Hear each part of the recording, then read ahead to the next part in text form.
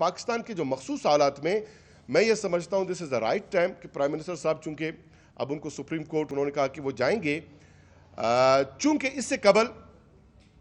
जब show off and का जिक्र किया गया कोई 2 माह कबल, तो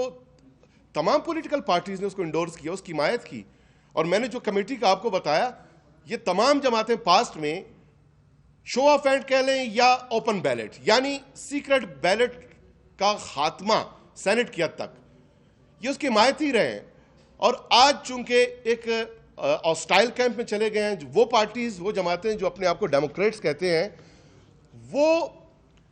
बुग़्ज़े गवर्नमेंट में वो जो बेहतरीन रिफॉर्म होने जा रहे हैं सेनेट के लिए, हमेशा के लिए, सब के एमपीएस के लिए, सब के एमएनएस के लिए, सिस्टम के लिए, उसको बाला ताक रख रहे हैं। और एक अच्छा मौका है उसको ज़ाय करने के लिए उस पर तनकीद का उन्होंने आगाज़ कर दिया, जो मैं समझता हूं कि उसके कोई जो मस्बत असरात है वो मुरतब नहीं होंगे।